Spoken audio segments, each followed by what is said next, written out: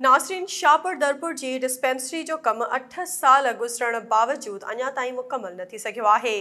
Furniture नाहे ऐं staff भी मुक़रर न थी सघियो आहे। उन हवाले सां पेश आहे SS न्यूज़ के रिपोर्टर गुलाम फारूक शाह जी हीअ रिपोर्ट।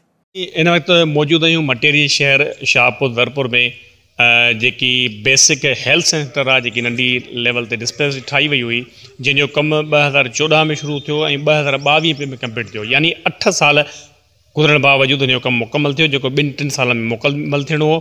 पर हेसी ताईं अञा ताईं न हिन में स्टाफ आहे, न को फर्नीचर आहे। कंहिं बि हवाले सां इहो कमु अॻियां न हली सघियो आहे। उन हवाले सां असीं हिते जी आवाम खां ॻाल्हि ॿोल करियूं था त उहे पंहिंजा वीचार SS न्यूज़ सां कहिड़े नमूने वंडीनि था।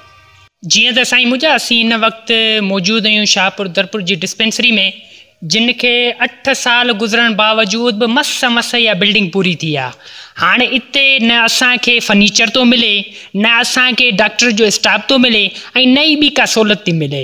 हिते असांजे इलाइक़े में रोज़मर्रा जा मामूल लॻा पिया आहिनि हादसा, ऐं असां जूं माऊं भेणूं डिलीवरी लाइ जेसि ताईं वञनि थियूं ॿियनि शहरनि लाइ, तेसि ताईं अल्लाह पनाह ॾे उन्हनि खे माना गस में ई वॾो सामनो करणो पए थो। असीं DC मटियारी खां ऐं आला इख़्तियारनि खां ऐं ॿियनि हुकामनि खां पुरज़ोर अपील था करियूं त महिरबानी करे हिन डिस्पेंसरी जो नोटिस वठी असांखे रिलीफ ॾियारियो वञे। महिरबानी। इलाइक़े जी शाहपुर दरपुर अस्पताल आहे, जंहिंजो कमु तक़रीबन 2 सालनि में मुकमल थियणो, उनखे 8 साल लॻी चुका आहिनि।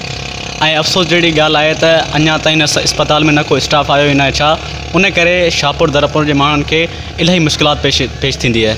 असीं आला इंतिज़ामिया खां अपील था करियूं त जल्द खां जल्द असांखे स्टाफ ॾिनो वञे त जीअं असां ग़रीबनि जी मदद थी सघे। महिरबानी। असांखे ॾुखियाई आहे, एतिरो वक़्तु बि थी वियो आहे, अञा का शइ कोन्हे।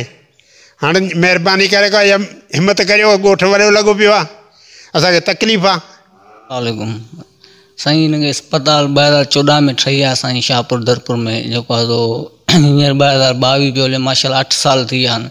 इन में तक़रीबन न को हूअं अस्पताल ठही हुई आहे सॼी, पर न को फर्नीचर आयो आहे, न को स्टाफ वग़ैरह आहे। ऐं आदि मादी को परेशानी थिए थी, को ॿार बच्चो कंहिंखे पेट में सूर, कंहिंखे ज़ुकाम, जा ॿारनि खे मलो, जा डिलीवरी थिए थी।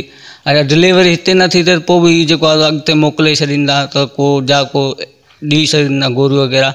इन करे परेशानी आहे। महिरबानी करे असीं अपील था करियूं आला ऑफिसरनि खां त हिते जल्द सां जल्द स्टाफ मोकिलियो वञे ऐं जेको आहे फर्नीचर वग़ैरह मोकिलियो वञे त उन्हनि जा थोरा था थींदासीं।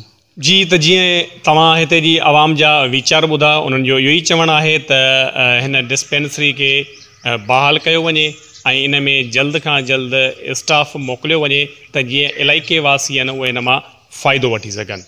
गुलाम फारूक शाह, SS न्यूज़, शाहपुर। नाज़रीन, वधीक ख़बरुनि अपडेट्स लाइ ॾिसंदा रहो SS न्यूज़ वेब चैनल। असांजे चैनल खे लाइक ऐं सब्सक्राइब करणु न विसारींदा।